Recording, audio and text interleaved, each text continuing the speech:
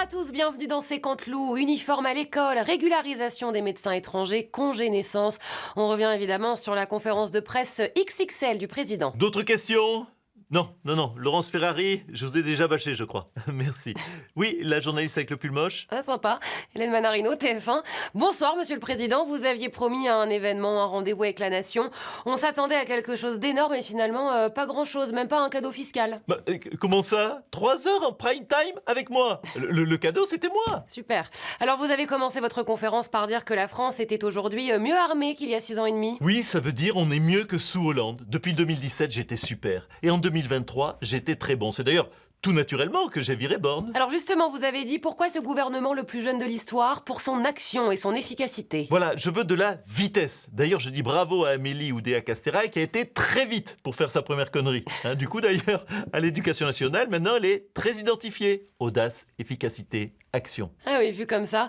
Gabriel Attal, le président l'a rappelé, si vous êtes jeune, c'est pour que vous alliez vite. D'ailleurs, vous l'avez déclaré, je veux appuyer sur l'accélérateur. Tout à fait, appuyez sur le champignon, allez vite, foncez. Est-ce que vous avez vu Fast and Furious ? Eh bien, c'est le nom de mon programme. Un programme qui va à 2000 à l'heure, aussi vite qu'une connerie dans la bouche d'Amélie Oudéa-Castéra. Sinon, la France a 3000 milliards de dettes, les taux d'intérêt augmentent, cette dette va coûter très cher. Comment vous faites pour réduire les déficits vite ? Fast and Furious ? Oui, non, bien sûr, il faut aller vite, mais en prenant son temps, une vitesse modérée. Amélie, s'il te plaît, dis vite une connerie pour faire diversion. Ah bah on va s'en charger, vous inquiétez pas, on reçoit Amélie Oudéa-Castéra. Non, chérie, tu prends ta douche, tu auras ton goûter après. Mais vous êtes où là exactement, madame la ministre ? Écoutez, je suis à la piscine du Ritz, il y a quand même moins de monde qu'à la piscine municipale. C'est beaucoup mieux pour nager. Ah bah oui, c'est vrai, on n'y pense pas. Alors que le président a annoncé l'uniforme à l'école, nos amis de Quotidien ont montré cette image en visite dans un collège public. Vous vous êtes étonné que 3 élèves portaient des baskets en classe. Écoutez, je croyais que dans le public, on exigeait au moins les petits mocassins vernis. Excusez-moi donc, voilà, puisqu'il faut tout le temps s'excuser. Ah bah oui, vous pouvez, oui. Le moins que l'on puisse dire, c'est que vous faites un début compliqué à la tête du ministère de l'Éducation. S'il vous plaît, arrêtons ces attaques personnelles. Je suis très attaché à l'école publique. Il faut bien des usines à créer des sitios. Pardon ? Non, je veux dire, il faut bien des gens normaux. Un pays ne peut pas être composé uniquement d'élites. Il faut des caissières, des tourneurs-fraiseurs. Voyez, dans mon domaine, le tennis, il y a Nadal, il y a Federer, mais il faut aussi des ramasseurs de balles. Ouh là là, je sens qu'ils vont l'adorer à gauche. Marine Le Pen a parlé de la conférence d'Emmanuel Macron comme un énième et interminable bavardage. On la retrouve tout de suite, regardez.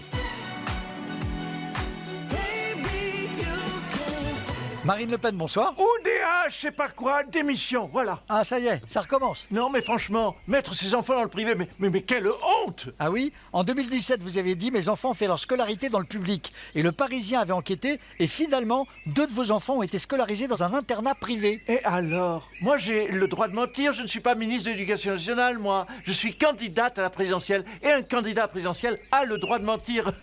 C'est même conseillé. En parlant de promesses, il y en a eu un paquet hier. On poursuit donc le débrief de la conférence de presse d'Emmanuel Macron avec Édouard Philippe.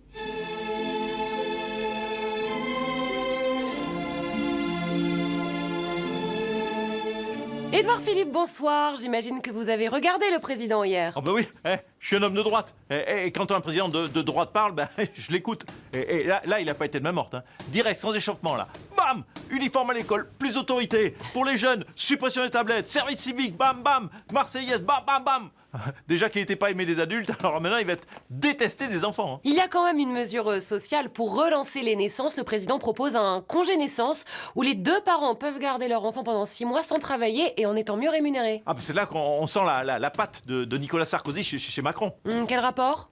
Forniquer plus pour gagner plus, ça sonne un peu Sarko, non? Ça c'est possible. François Hollande, vous avez regardé Emmanuel Macron, vous l'avez trouvé comment ? Long, et très long. Ouais, nous aussi. Mais sinon... Ah mais sinon je l'ai trouvé très bon. Ah bon, vraiment ? Ah vraiment, oui, il a été excellent. Il se balade sur tous les sujets. Et l'inflation, la dette, les déserts médicaux, il a réponse à tout. Il a plein de super idées. Puis tout d'un coup, je me suis souvenu qu'il n'était pas là depuis 15 jours, mais depuis 6 ans. Et qu'est-ce qu'il a foutu depuis tout ce temps? Hein, McFly? Y a quelqu'un au bout du fil? Et sinon, Marty, pour les propositions concrètes ? Ah ben, il est moderne, Emmanuel, mais moins que Pompidou. Disons que si on était en 1956, j'aurais compris. Parce que là, c'est retour vers le futur, hein. Retour de la blouse, retour de la Marseillaise, retour du service national, ma télé passée en noir et blanc. J'ai cru même à un instant que Zitrone allait poser une question. Les macronistes, c'est des trentenaires, mais qui ont des idées d'octogénaires. Emmanuel Macron, un commentaire. Je vous ai déjà dit que la France était bien mieux armée qu'il y a 6 ans et demi. Je sais pas d'ailleurs qui a mis la France dans un état lamentable il y a 6 ans et demi, mais si je le tenais... Je crois qu'il sait le nom. Marine Le Pen, un dernier mot. Hélène Manarino, démission! Oui, parce que vous m'avez saoulé avec votre piège, là, de mes enfants dans le privé. Oh bah c'est pas très Barbie de dire ça, hein. Allez, salut à tous. Power of love.